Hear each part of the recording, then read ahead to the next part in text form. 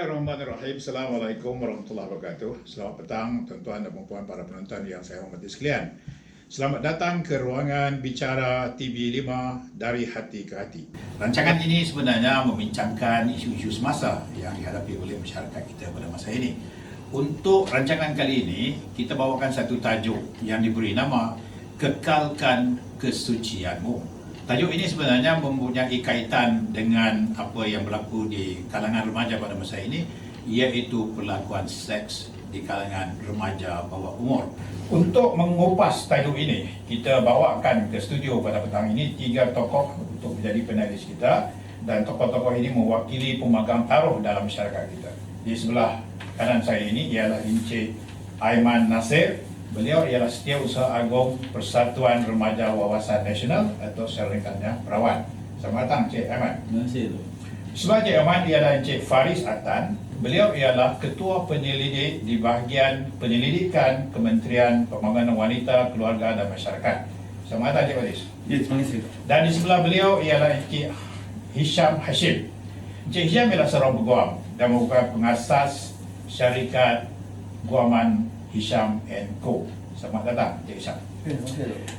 Untuk memulakan perbincangan kita pada petang ini, saya ingin mengumumkan soalan yang pertama kepada Encik Aiman. Untuk beliau, Encik Aiman, boleh terangkan kepada kita mengenai dengan secara ringkasnya mengenai perawan dan juga kempen yang sedang dijalankan sekarang. Silakan. Terima kasih Datuk. Perawan baru saja ditubuhkan awal tahun lalu. Saya bersama beberapa rakan daripada Universiti UMC kami bersama-sama duduk untuk menubuhkan persatuan ini. Tujuan perawan ditubuhkan adalah untuk menangani isu-isu berkaitan dengan remaja tanpa mengira latar belakang, agama, budaya dan keturunan. Dan apa pula mengenai dengan kempen Kekalkan Kesucianmu ini? Boleh terangkan sikit? Okay, mengikut pada teori Erikson dan Marcia, remaja umumnya mengalami krisis identiti. Mereka baru saja mendapat kebebasan dan ingin mencuba perkara-perkara baru. Ini termasuklah pergaulan bebas di antara gender yang berlainan. Jika tidak diawasi, kebebasan ini boleh membawa kepada perlakuan seks sebelum nikah.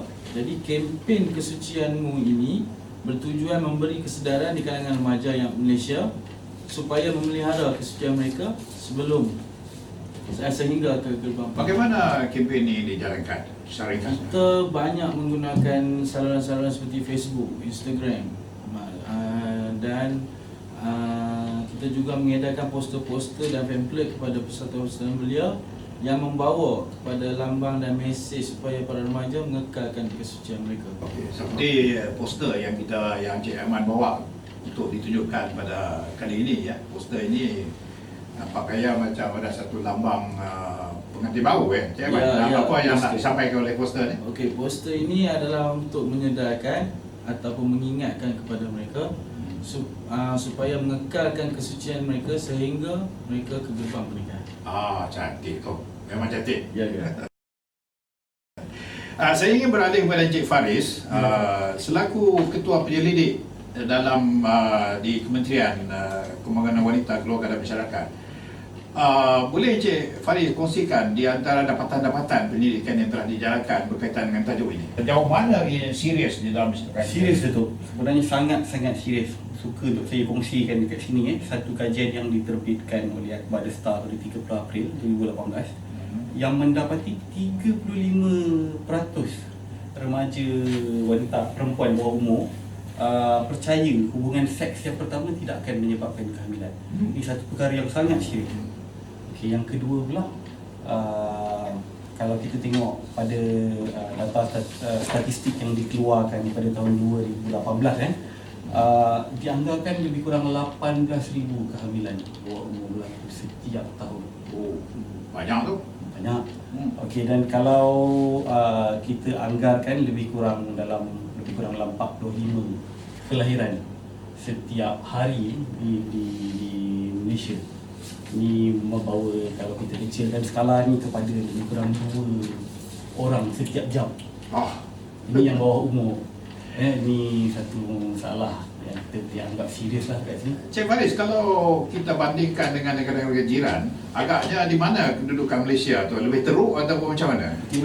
Mengikut data statistik yang dikeluarkan berdasarkan kajian, situasi di Malaysia ni sebenarnya berada pada tahap yang jauh lebih kritikal, jauh lebih teruk daripada negara-negara serantau di Asia ni lah. Kalau kita bandingkan dengan Singapura, di Malaysia punya kajian mendapati 14 daripada setiap 1000 remaja perempuan bawah umur hamil tak tahu. Kalau kita bandingkan dengan Singapura, hanya 4 daripada 1000 orang. Dan kalau Hong Kong cuma 3. Oh ya. So, jadi di Malaysia ni keadaan agak serius. Keadaan agak serius dan semakin meruncing. Baiklah, saya ingin beralih kepada Encik Hisham.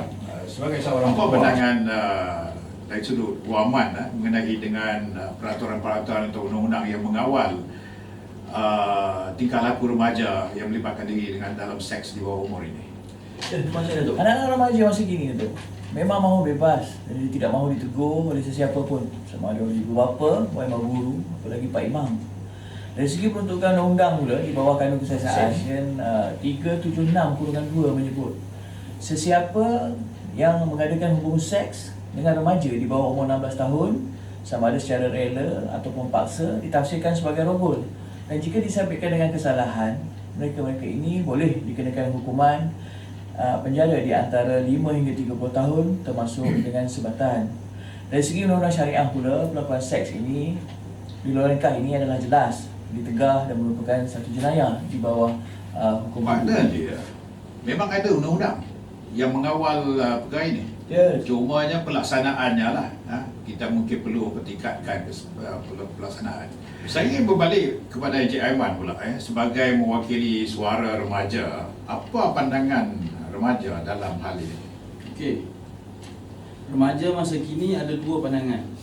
Salah satu pandangannya adalah konservatif. Remaja jenis konservatif ni dia lebih berpegang pada seks sebelum nikah ni tak elok. Seks sebelum nikah ni tak elok. Jadi melibatkan tentang dia lebih tekankan tentang agama dan sebagainya. Tetapi yang merisaukan saya adalah golongan liberal. Mereka lebih bergaya bebas. Bagi mereka seks sebelum nikah adalah okey jika sama-sama suka dan sebagainya. Dan mungkin mereka ada rancangan untuk berkahwin macam tu Ya, dia orang lebih berfikiran liberal, bebas. Encik Isha nampak macam nak tambah. Saya nak tambah sikit Datuk. Ya. Memang remaja hari ini ataupun orang yang belum kahwin ni, dia buat apa? Seks sebelum nikah ini ada pro dan kontra dia.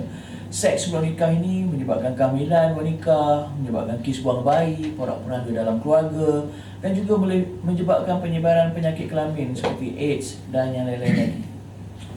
Cik Faris ada nak tambah apa lagi daripada pendidikan? Ada, kalau daripada sudut kajian yang dijalankan oleh Jabatan Perangkaan, statistik ada mendapatkan pandangan daripada golongan-golongan masyarakat Malaysia yang berbilang kaum, mendapati majoriti rakyat Malaysia sebenarnya menolak aktiviti pelakuan seks sebelum nikah ni, tambah-tambah lagi yang bawah umur. Tetapi tak tahu kenapa benda statistik tu agak tinggi yang untuk remaja yang hamil. Okey, tapi kalau daripada kajian diorang mendapati masyarakat Malaysia majoriti menolak sebab percaya bahawa seks sebelum nikah ni satu benda yang tidak bermoral dan tak mampu untuk menjaga kebutuhan kebang perkahwinan. Baiklah, tuan-tuan dan puan-puan sekalian, kita sudah pun sampai ke penghujung masa. Dan saya ingin membuat kesimpulan daripada apa yang telah kita bincangkan pada petang ini berkaitan dengan perlakuan seks di kalangan remaja bawah umur. Perkara ini sebenarnya ditegah bukan sahaja oleh agama Islam tetapi oleh semua agama. Ini berdasarkan penyelidikan yang telah dijalankan. Dan satu lagi dapatan yang dapat kita simpulkan ialah kesemua masyarakat tanpa mengira latar belakang mereka tidak bersetuju dengan amalan seks sebelum nikah ini. Maka pesanan yang kita ingin sampaikan kepada para penonton dan juga para remaja sekalian ialah supaya mengelakkan daripada terlibat diri dalam seks sebelum nikah. Maka jagalah kesucian para remaja sekalian sehingga mereka menjejak di gerbang perkahwinan.